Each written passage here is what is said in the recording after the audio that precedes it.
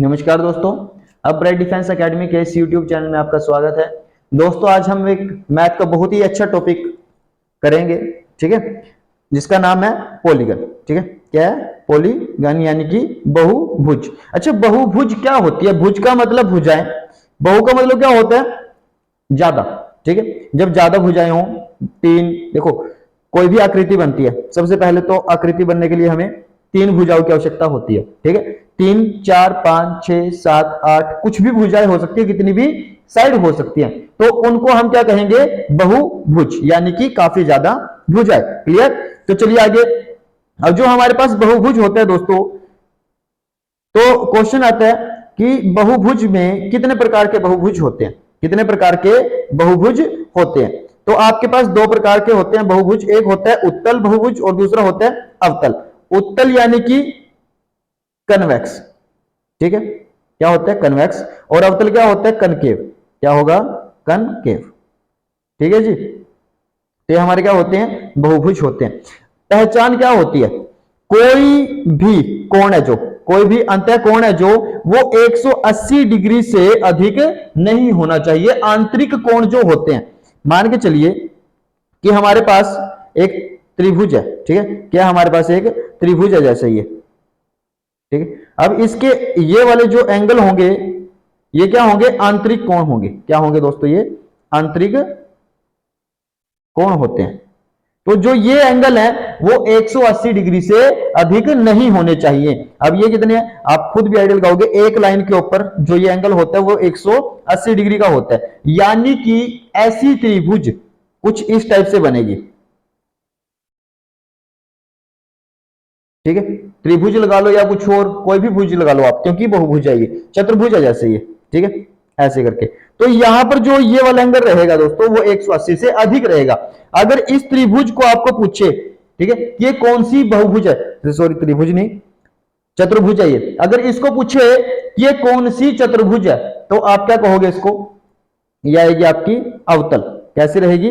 अवतल रहेगी। क्यों रहेगी? क्योंकि 180 से ज्यादा है इसका आंतरिक कोण, ये आंतरिक कोण होता है। और अगर मैं बाह्य कोण की बात करूं तो ये वाला बाह्य कोण होता है आपका। क्लियर?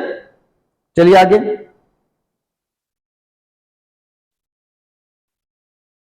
तो ये दोनों पॉइंट आपके क्लियर होंगे।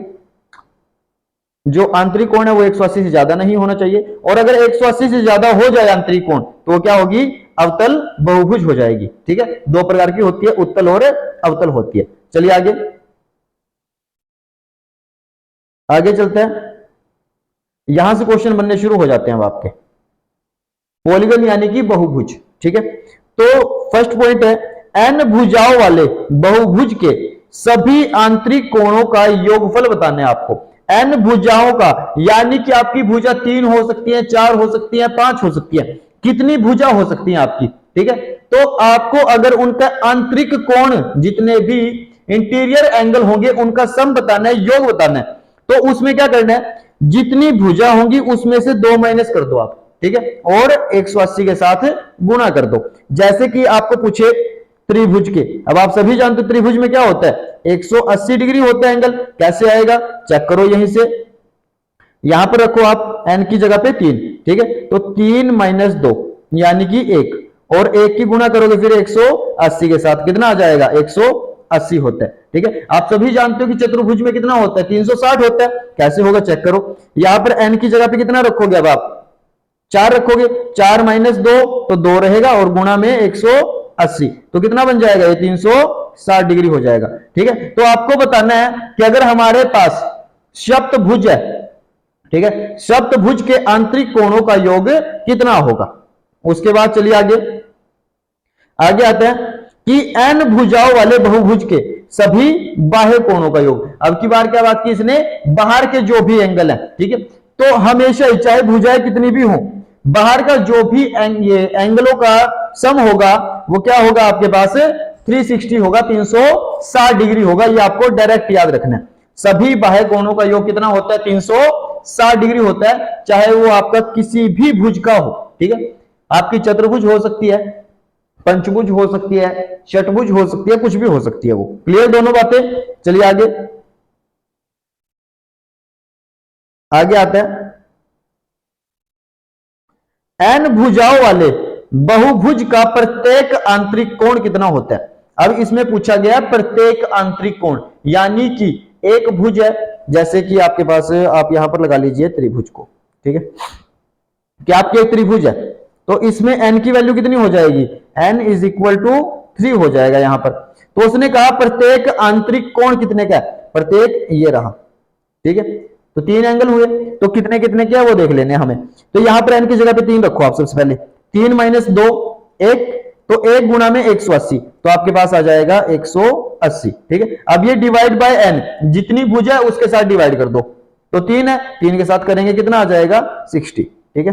तो आपका प्रत्येक कोण कितना आ जाएगा 60 डिग्री का आ जाएगा। क्लियर, एक बार दोबारा समझे इसको। मान के चलिए कि मेरे पास यहां पर चतुर्भुज है, कौन सी है, यहां पर चतुर्भुज है, तो चतुर्भुज में प्रत्येक आंतरिक कोण बताना है आपको। अब देखिए यहां पर रखेंगे 4, 4 माइनस 2, ठीक है, तो ये बनेगा हमारे पास 2, फिर गुणा करेंगे 180 के साथ, तो 18, ये 180 गुणा में 2 करेंगे तो 360 बन जाएगा। अब डिवाइड बाय किसके साथ, n, n यानी कि जितनी भुजाएं थी 4 थी हमारे पास, 4 के साथ कर दो, कितना बनेगा 90 डिग्री, ठीक है।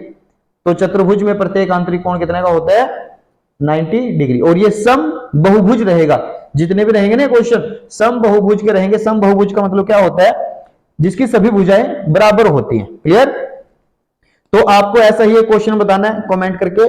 तो आपको बताना है कि अगर आपके पास अष्टभुज हो, अष्टभुज के प्रत्येक आंतरिक कोण का योग कितना, ये आंतरिक कोण कितना होगा। क्लियर, आगे चलिए। n भुजाओं वाले बहुभुज का प्रत्येक बाह्य कोण कितना होता है। अगर आपको बाहर का एंगल बताना है तो कितना होगा, तो आप देखिए पहले में क्या था, अगर योग पूछे तो 360 था। अब आपको क्या करना है, 360 को डिवाइड कर देना है n के साथ, ठीक है। मान के चलिए आपके पास चतुर्भुज है, कितना है चतुर्भुज, तो 4 भुजाएं हो जाएंगी, n की वैल्यू कितनी 4। तो आपको अगर प्रत्येक बाह्य कोण निकालना है तो आप क्या करोगे, 360 को n यानी कि 4, 4 के साथ काट दो, कितना बनेगा 90 डिग्री, ठीक है। 90 डिग्री आपका क्या हो जाएगा, प्रत्येक बाह्य कोण हो जाएगा। क्लियर, चलिए आगे। यहां से भी क्वेश्चन पूछा जाता है, ठीक है, यहां से क्वेश्चन कंफर्म है कि अच्छे से क्वेश्चन आता है यहां पर। तो देखिए बहुभुज के विकर्ण, यानी कि डायगोनल की बात की गई है, किसकी बात की गई है, डायगोनल की बात की गई है। विकर्ण क्या होते हैं, डायगोनल होते हैं आपके। तो n भुजाओं वाले बहुभुज के विकर्ण की संख्या बतानी है, विकर्णों की संख्या से क्वेश्चन कंफर्म होता है दोस्तों, ठीक है। तो देखिए इसमें क्या करना है, मान के चलिए विकर्ण होता क्या है, जैसे कि आपके पास एक चतुर्भुज है, क्या आपके पास एक चतुर्भुज है, ठीक है। तो इसमें विकर्ण का क्या है, जो ऐसे ये वाले होते हैं ना, एक कॉर्नर छोड़ के तीसरे कॉर्नर पे जुड़ते हैं, वो आपके विकर्ण होते हैं। तो यहां से लेके यहां तक ये आपका विकर्ण होगा, ठीक है। इसमें चतुर्भुज में कितने विकर्ण हो सकते हैं, 4 हो सकते हैं, ये सॉरी 2 हो सकते हैं, कितने 2, एक ये वाला है और दूसरा ये वाला है। क्लियर, यहां पर लिखा भी है चतुर्भुज में 2 विकर्ण होते हैं, ये आपको याद रखना है, परंतु निकालें कैसे, यहां तक तो कर लोगे आप कि 2 में, ये चतुर्भुज में 2 विकर्ण, पंचभुज में 5 विकर्ण और षटभुज में 9 विकर्ण होते हैं। अगर यहां से क्वेश्चन आए तो डायरेक्ट करोगे, चतुर्भुज में 2 विकर्ण होते हैं, पंचभुज में 5 होते हैं सेम, और षटभुज में 6, जैसे ये पड़ता है ना, उल्टा कर दो तो 9, ठीक है। तो षटभुज में कितने होते हैं 9, और चतुर्भुज में आप ऐसे बना के देख सकते हो कितने होंगे 2 होंगे। अगर इनसे ज्यादा आपको पूछ ले तब फॉर्मूला लगाना है कौन सा, ये वाला, n into n minus 3 by 2, n into n minus 3 by 2। आप मान के चलिए कि आपके पास, जैसे ये इनमें से निकाल लो कि पंचभुज है आपके पास, क्या है पंचभुज, आपको पता है कि 5 होंगे, कैसे होंगे वो देख लीजिए, ठीक है। आप फॉर्मूला लगाएंगे, कौन सा फॉर्मूला आपका, n into n minus 3 by 2, ठीक है। बाय क्या आएगा आपके पास 2 आ जाएगा, कैसे, n into n minus 3 by 2।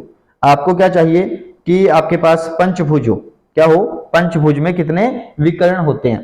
तो n की वैल्यू 5 आ जाएगी, तो यहां पे रखेंगे 5, और फिर 5 माइनस 3 2 हो जाएगा, और डिवाइड बाय 2, तो 5 2 10 और नीचे 2, तो कितने पे जाएगा ये 5 पे, ठीक है। यही आपने अभी सीखा था, एक बार और करके देख लीजिए ऐसे ही। अब की बार करते हैं हम, मान लेते हैं कि आपके पास सप्तभुज है, 7 भुजाएं, n की वैल्यू 7 हो जाएगी, तो n इंटू n माइनस 3, यानी पहले लिखेंगे 7, फिर 7 माइनस 3 और फिर नीचे 2। तो आप क्या लिखोगे, अब 7 गुणा में 4 और नीचे 2, काटोगे इसको तो ये 2 पे जाएगा, 7 दूनी 14। ठीक है, तो सप्तभुज में कितने हो जाएंगे, 14 हो जाएंगे। तो आपको बताना है जो 10 भुज होती है आपके पास, ठीक है, कितनी होती है, 10 भुज में कितने विकर्ण होते हैं ये आपको बताना है। ठीक है, उम्मीद करते हैं कि आपको ये समझ में आए होंगे क्वेश्चन। एक बार इनकी प्रैक्टिस कर लीजिएगा आप, यहां से क्वेश्चन कंफर्म होते हैं आपके लिए। तो अगर आपको वीडियो अच्छी लगी दोस्तों तो वीडियो को लाइक करना ना भूलें, चैनल को सब्सक्राइब करना ना भूलें। मिलते हैं अगली वीडियो में, आज के लिए इतना ही, धन्यवाद।